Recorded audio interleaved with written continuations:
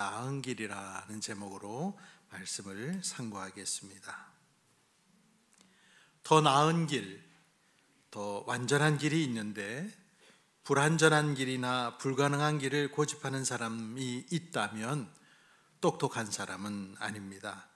어리석은 사람이라 하겠습니다.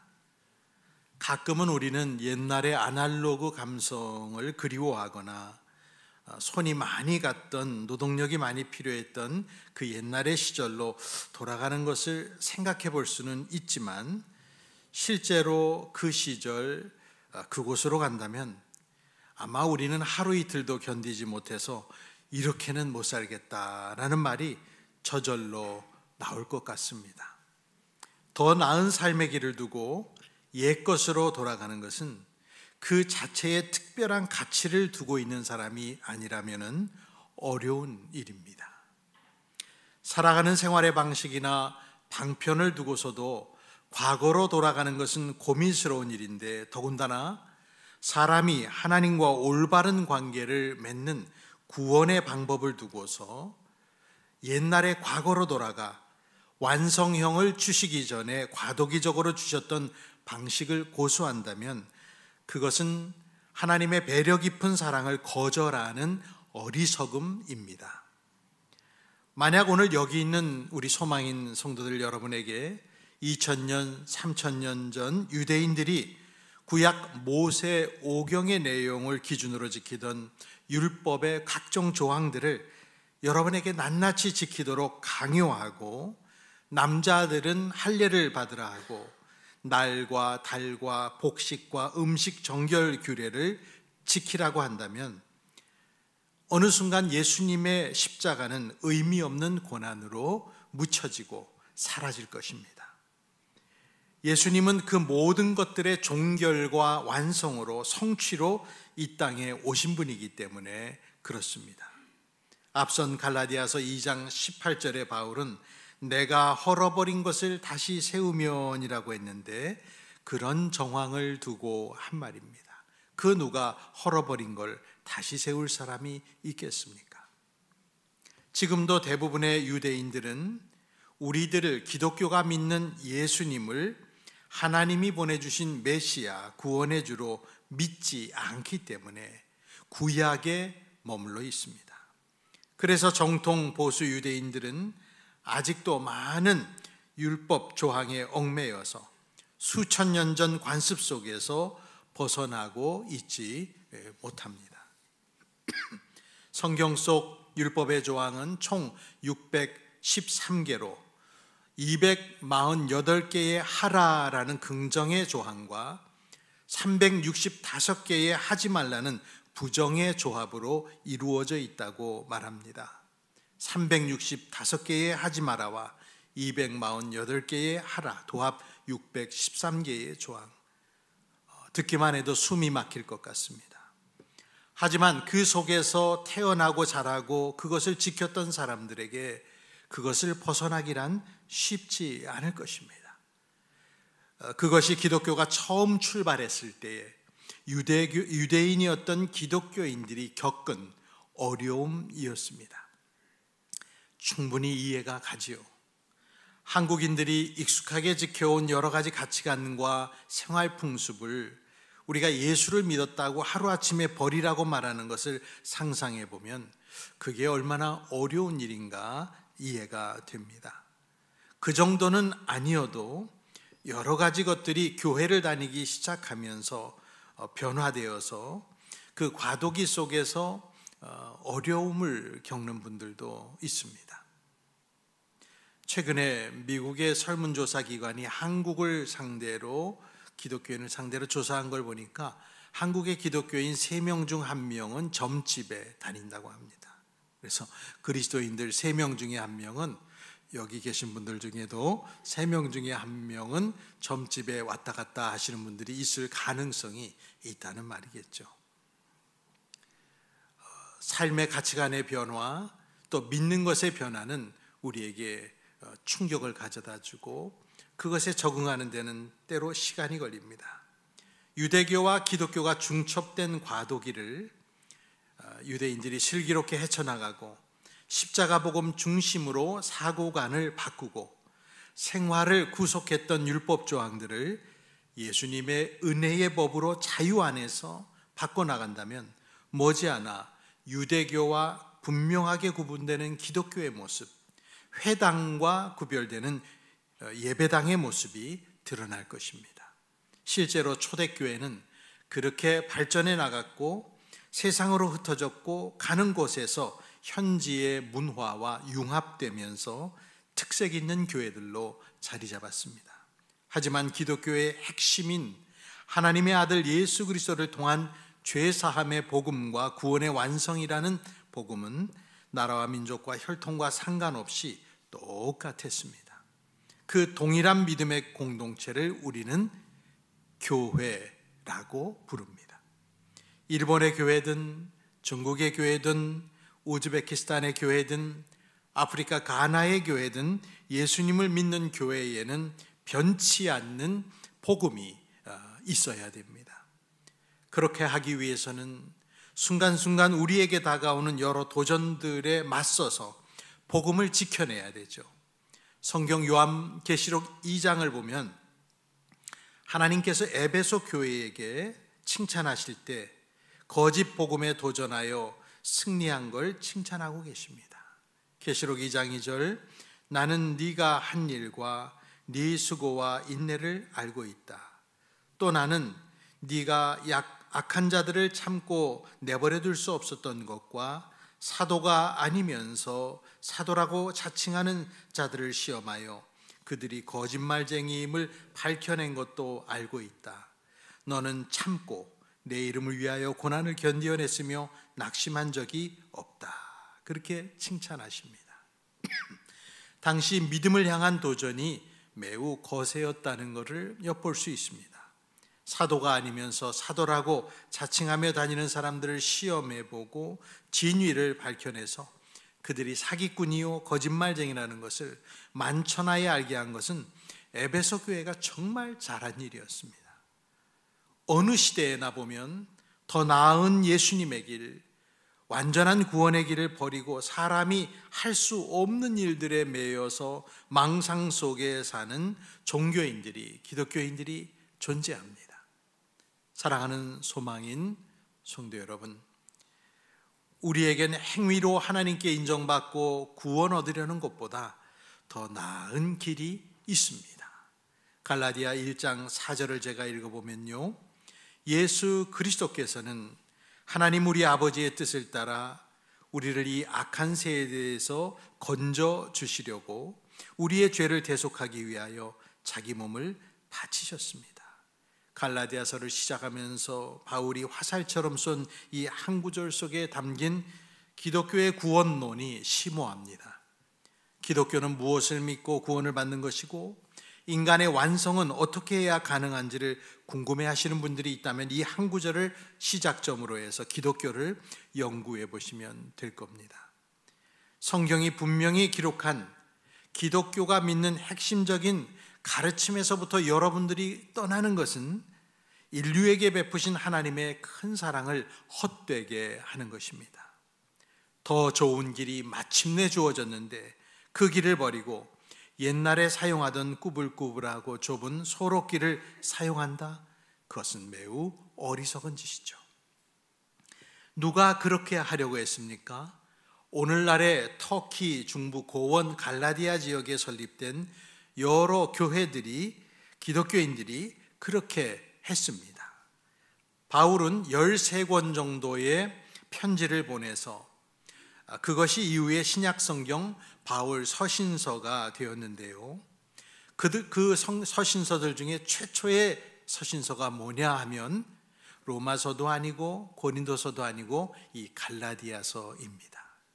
그래서 갈라디아서를 최초로 편지로 쓰고 이어지는 성경으로 고린도 전후서, 로마서, 그리고 이후에 옥중에서 에베소, 빌립보, 빌레몬서, 그러한 성경을 또 쓰고 인생의 마지막에는 디모데 전후서와 디도서를 쓰고 이후에 순교했습니다.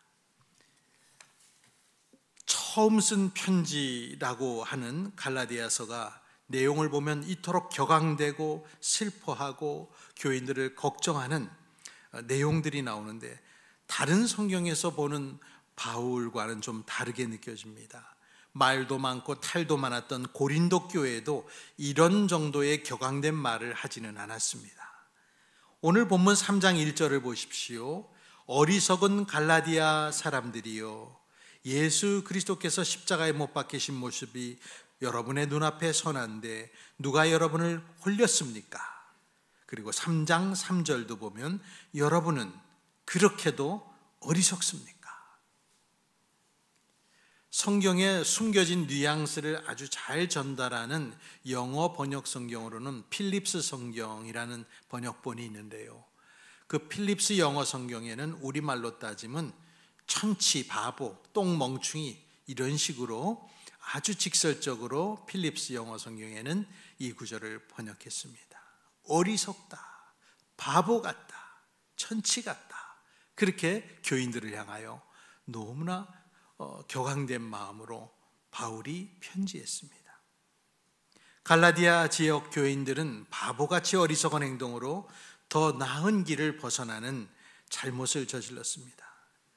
여러분이 하나님께 나아가는 바른 길을 누군가 흐트러뜨리고 또 잘못된 이정표를 주는 사람들이 있는데, 그 사람들을 조심하셔야 됩니다. 1절에 보면 홀림이라고 하는, 누가 여러분을 홀렸냐라고 하는 단어가 나오죠. 한 3개월 전쯤에 제가 저 멀리 전남의 구례에 있는 산수유 꽃을 보러 갔습니다. 요즘은 축제장들이 많이 있는데 거기 가면 상인들이 진을 치고 천막을 치고 물건들을 팔고 하죠. 그래서 그 사람들의 틈새를 지나 아내와 제가 이제 그 길을 걷고 있는데, 어떤 분이 대뜸 나이 드신 분이 이렇게 길에 서서 농협에서 산수유로 만든 식초를 무료로 나눠줍니다, 그렇게 말을 하는 거예요. 그래서 아내와 제가 솔깃해가지고 거기 가서 줄을 빨리 섰습니다. 또 다른 분들도 관광버스 타고 남녀분들도 줄을 서고, 그래서 드디어 어느 정도 인원이 차니까 그분이 우리를 옆에 있는 천막으로 데려가서 이제 기념품을 주나 보다 했는데, 언제 주는지 모르고 계속 다른 이야기를 하고, 그 다음에 요거 하나 주고 저거 하나 주고 아주머니들을 들었다 놨다 하면서 그 사람이 말을 이어가는데요, 그날 제가 이렇게 그 기념품을 받으려고 공짜로 했는데 결국 내용은 산수유즙을 사시라 하는 그런 내용이었습니다. 참 어리석죠? 제가 그날 산수유즙을 샀을까요? 안 샀을까요?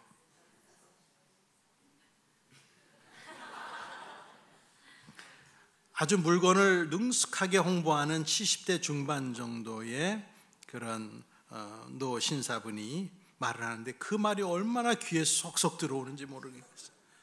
그리고 커피 믹스를 다 놓고 산수유를 탁 이렇게 부니까 기름이 탁 모이면서 막 눈에 보이는 증거를 보여주고 하니까 저도 모르게 아내하고 그냥 거기서 거액을 결제해가지고 산수유즙을 샀습니다. 그리고 저는 아내와 그날 뭐에 감동을 받았냐면, 그 평생을 장터에서 아마 돌았을 70대 중반의 나이 드신 분이 얼마나 성을 다해서 열의를 다해서 그 물건을 팔려고 하는지, 사실은 그 물건의 신뢰보다 그 사람의 그 열정과 성실에 감동을 받은 면도 있습니다. 아무튼 그날 문제의 그날도 이 상인의 꿀을 바른 말에 저도 적지 않은 돈을 결제했는데, 그리고 집으로 돌아오는 길에 마음속으로 분명 건강에 도움이 될 거야 자기 암시를 하고 또 많은 돈을 쓴 합리화를 하면서 계속 양심을 잠재우면서 집으로 돌아왔습니다. 저는 분명 그날 물건 파는 분에게 잠시 홀린 겁니다. 바울은 누가 봐도 틀린 내용을 받아들이고 십자가 복음에 반대되는 말에 쉽게 넘어간 교인들을 보면서 어리석은 갈라디아 사람들이요 라고 한탄하며 누가 여러분을 홀렸냐 그렇게 말했습니다. 4장 20절 뒤에를 가보면 그런 말도 합니다. 전 지금 당황하고 있습니다. 4장 20절에 이제라도 내가 여러분을 만나 어조를 부드럽게 바꿔서 말할 수 있으면 좋겠습니다. 나는 여러분의 일을 어떻게 하면 좋을지 당황하고 있습니다. 무척 당황함을 표했습니다. 이렇게 우리 앞에 바른 길을 흐트러뜨리고 잘못된 이정표를 세우는 악한 선생들이 의외로 많다는 것이죠. 이번 주 중에도 예쁘게 옷을 차려입은 여성 2명이 교회를 또 찾아왔습니다. 여러분 누구게요? 신천지 아주머니들이 오셨습니다. 그래서 편지를 주면서 목사님 잘 읽어보시라고, 항상 매주마다 보내는 똑같은 편지일 텐데 그렇게 부탁을 하고 그들이 돌아갔습니다. 여러분, 신천지가 누굽니까? 현재 30만 명을 추산하고 있는 신천지인들, 그 중에 3분의 1이 20대 청년들이라 그러죠.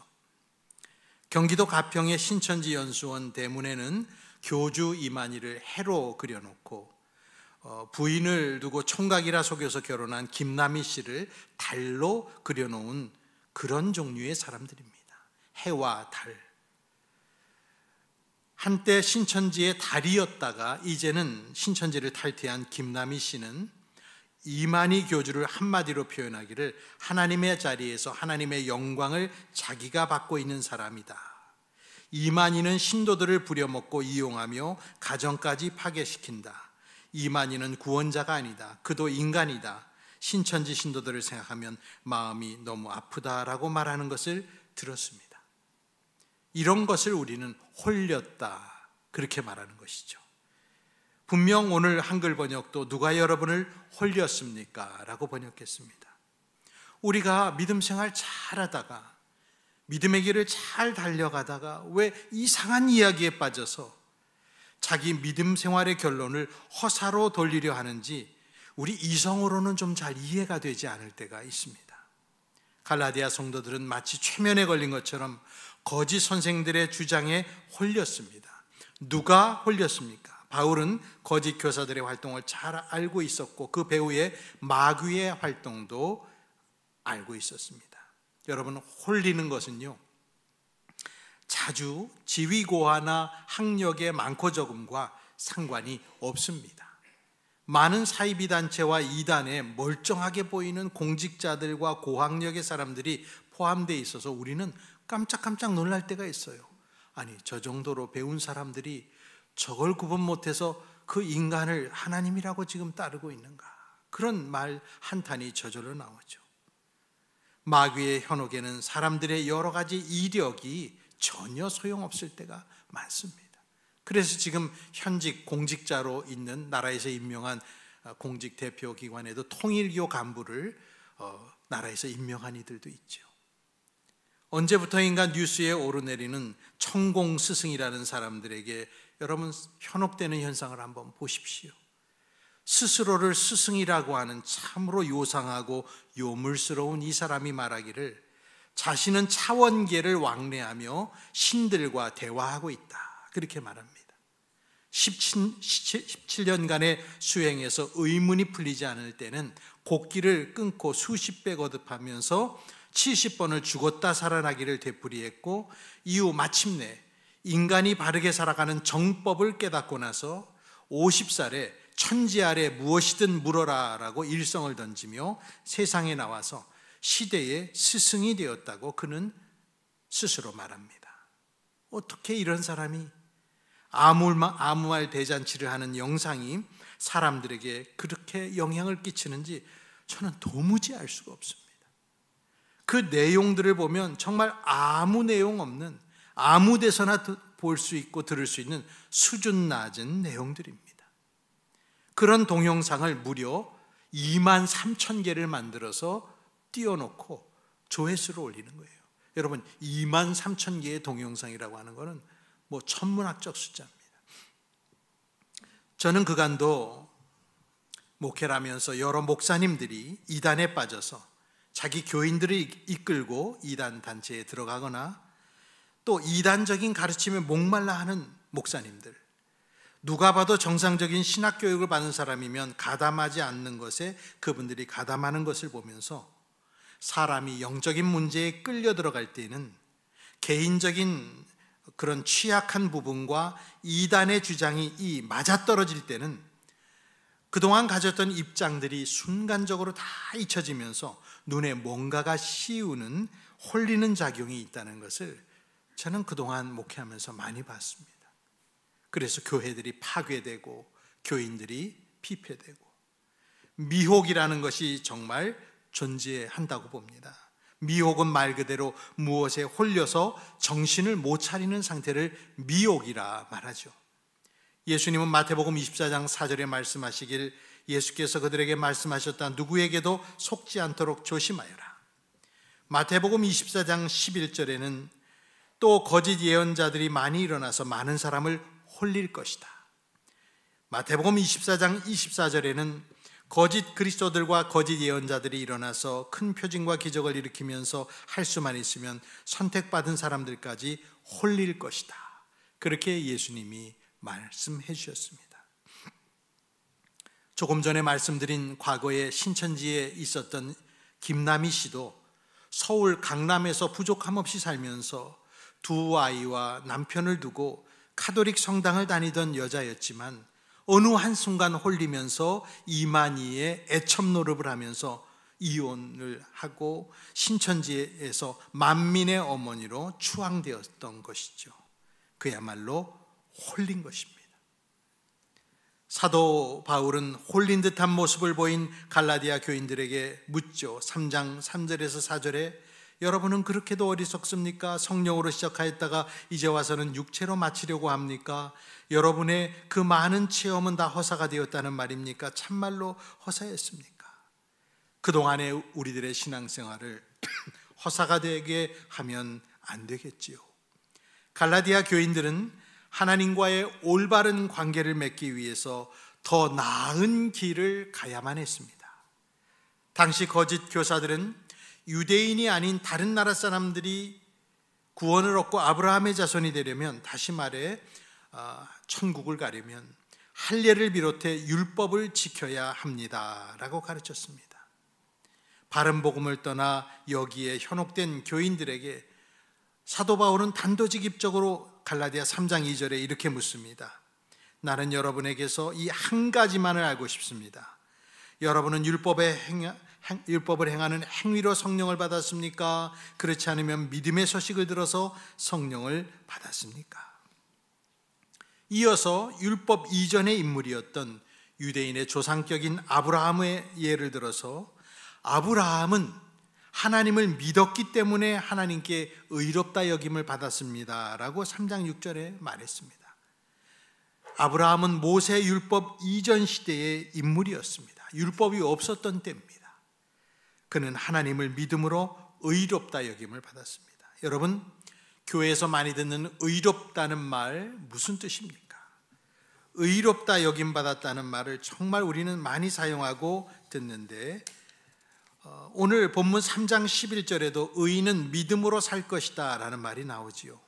이것이 종교개혁 시대에 믿음으로 의롭다함을 받는 이신층의 교리의 근본이 되는 개념이기도 한데, 이 의롭다는 말이 참 부담스럽습니다.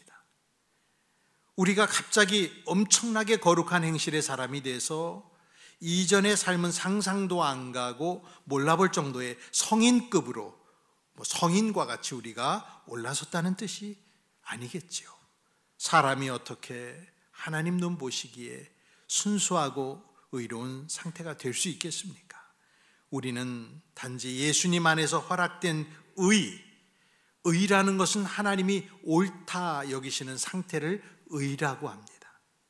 그 옳다 여기시는 상태를 예수님을 힘입어 선물로 받아서 그 바탕 위에서 하나님 앞으로 나아가는 것입니다. 의로움이란 하나님이 옳다 인정하시는 상태라 말씀드렸습니다. 죄 없으시고 거룩하신 하나님은 죄인을 만나지 않으십니다. 하나님과 올바른 관계를 맺는 것은 하나님을 믿음으로만 가능합니다. 저는 한글 번역 성경 중에 과거 카톨릭과 우리가 공동으로 번역한 공동 번역 성경을 매우 훌륭한 번역본이라고 저는 생각합니다. 매우 아름다운 한글로 되어 있고요, 성경의 의미를 적절히 살려서 직역보다는 의역을 통하여 의미가 잘 소통하게 만든 시대의 역작입니다. 그 공동번역 성경에 오늘 3장 11절을 번역하길 이렇게 번역합니다.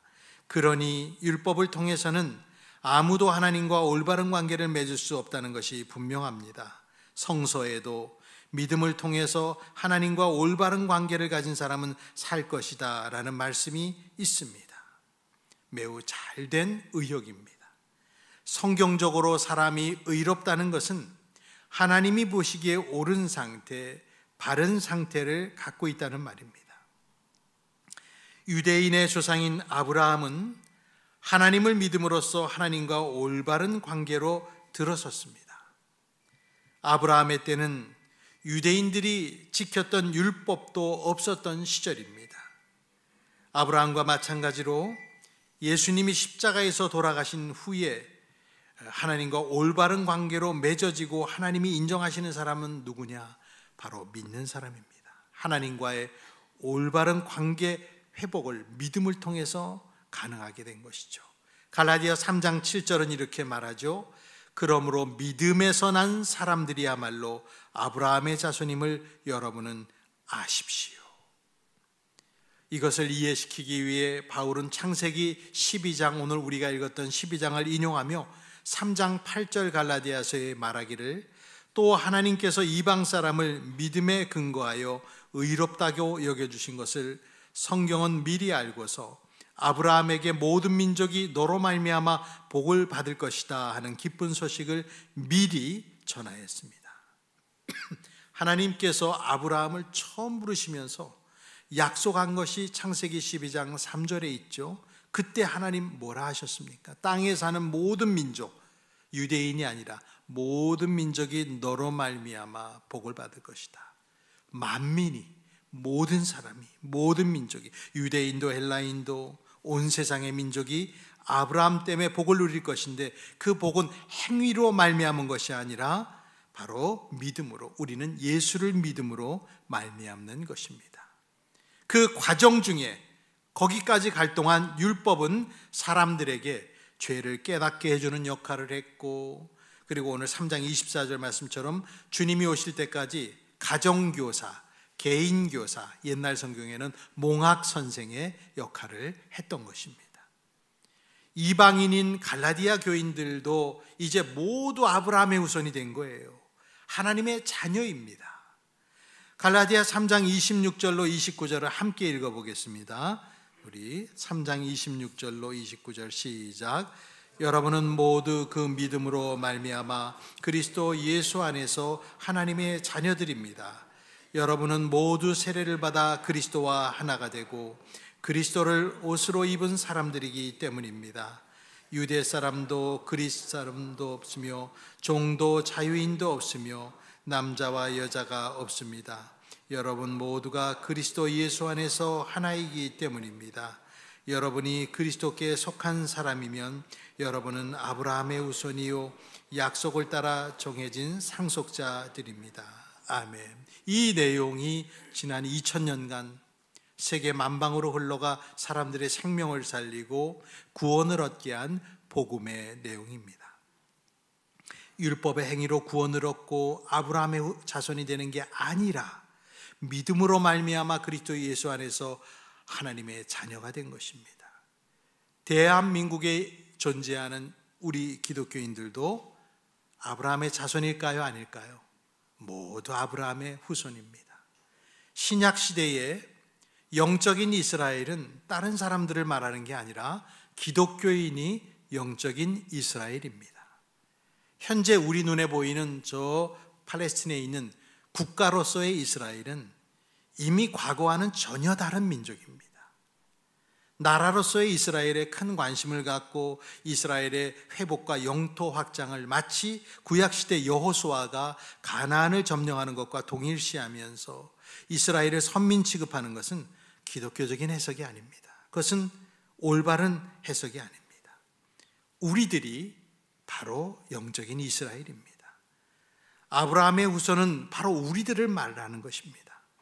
첫 부름의 순간부터 하나님은 아브라함으로 말미암아 땅에 사는 모든 민족이 복을 받을 거라 말씀하셨습니다. 이것을 잘못 이해하고 현재 이스라엘과 가자 지구의 갈등과 분쟁을 성경적인 것으로 오해하면서 이스라엘을 하나님의 선민으로 여기며 응원하는 것을 당연히 성경적이라고 생각하는 분들이 있는데 그것은 그릇된 생각입니다.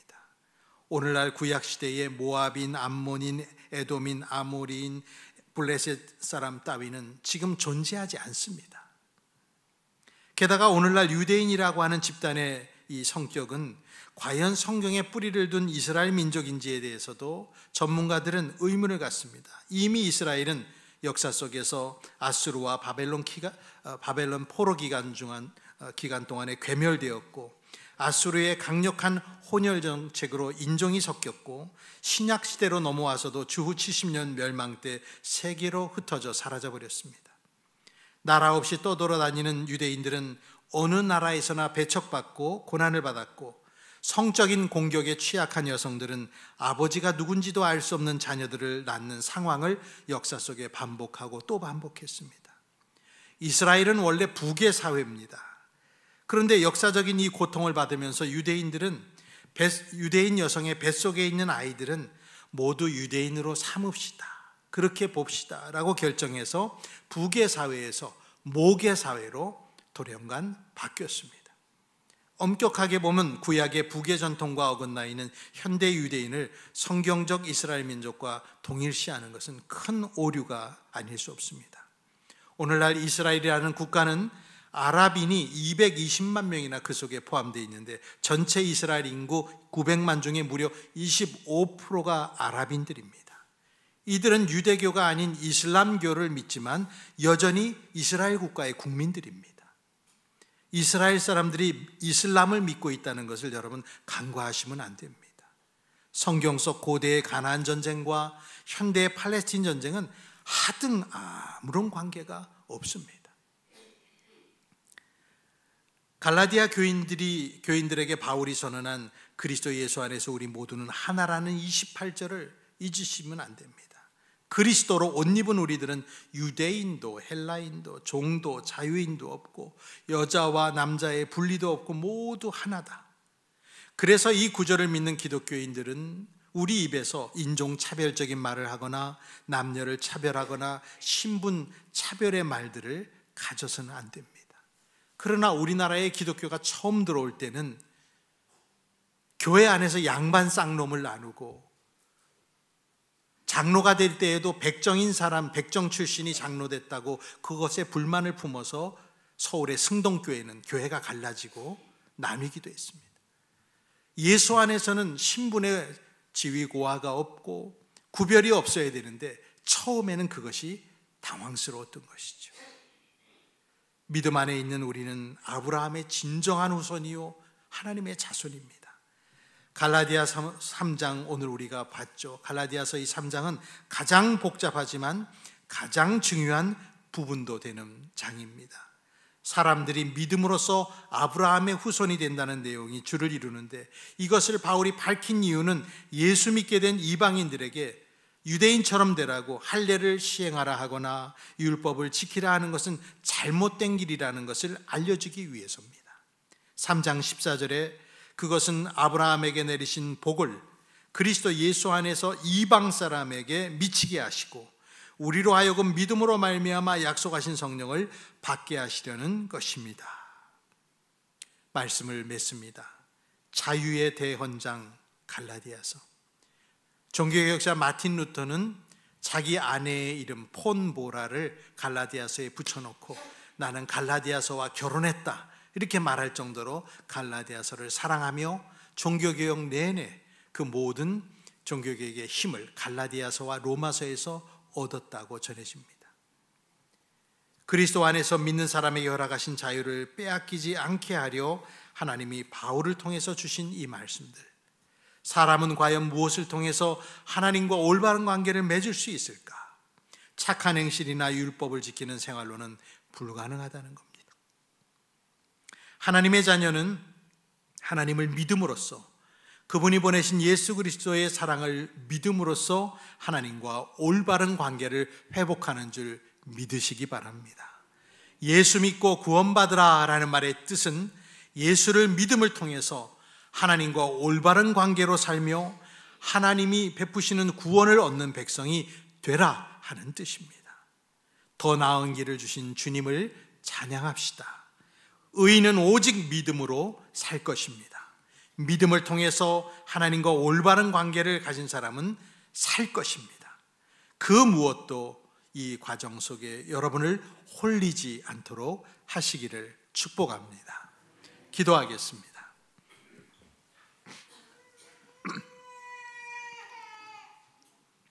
영광 중에 계신 삼위일체 여호와 하나님, 길을 잃고 헤매이는 눈먼 인류에게 더 나은 길, 최상의 길을 보여주심으로 어둠 속에서 구출받게 해주심을 감사드립니다. 사람의 신실함이란 지저분한 옷과 같아서 그 옷을 입고서는 하나님 앞에 설 사람이 없음을 아시고 예수 그리스도라는 정결한 옷을 입혀주심으로 하나님의 자녀되게 하셨습니다. 모든 영광 주님만 받으시옵소서. 우리를 홀리고 있는 다양하고 많은 거짓말들을 분별할 수 있도록 주여 지혜를 주시옵소서. 욕심으로 눈이 멀거나 미움으로 눈이 흐려지지 않도록 정결한 마음 또한 주시옵소서. 원하고 바라고 기도합니다. 예수님의 이름으로 기도드리옵나이다. 아멘. 이 시간은 원하고 바라고 기도합니다라는 복음송 부르며 맺겠습니다. 이 세상을 살아가는 동안에 나의 힘을 의지할 수 없으니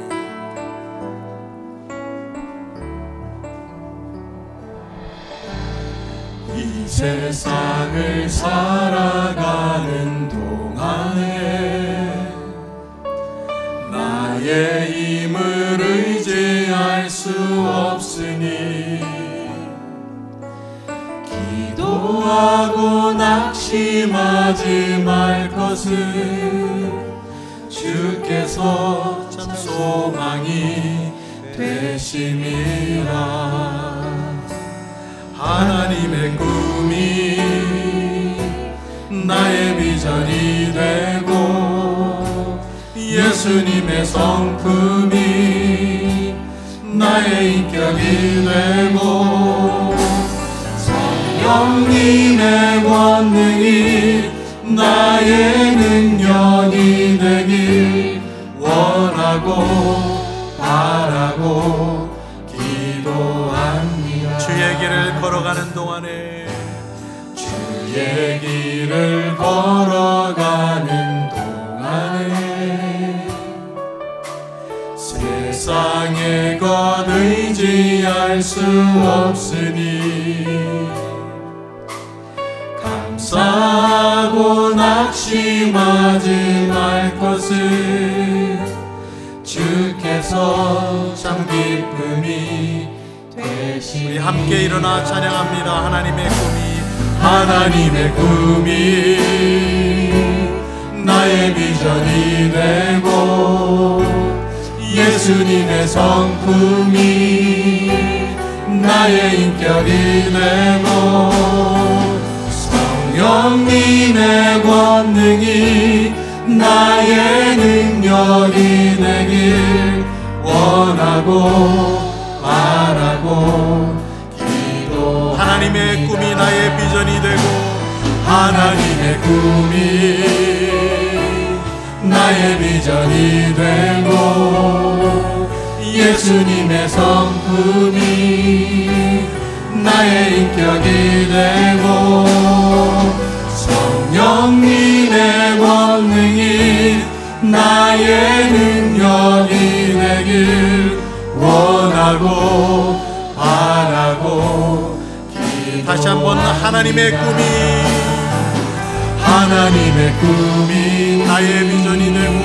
나의 비전이 되고 예수님의 성품이 나의 인격이 되고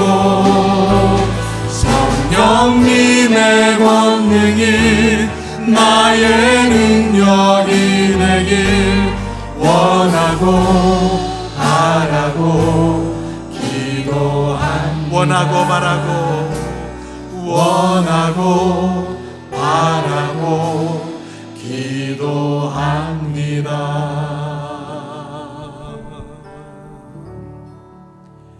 이제는 우리 구주 예수 그리스도의 은혜와 하나님 아버지의 크신 사랑과 성령님의 감동감화 위로와 은총을 믿는 모든 이들에게 오늘도 그리스도 예수를 통한 복음을 통하여 하나님 앞에 위로받고 올바른 길, 더 나은 길을 끝까지 달려가기를 결단하는 성도들 위해 영원토록 함께 있을지어다.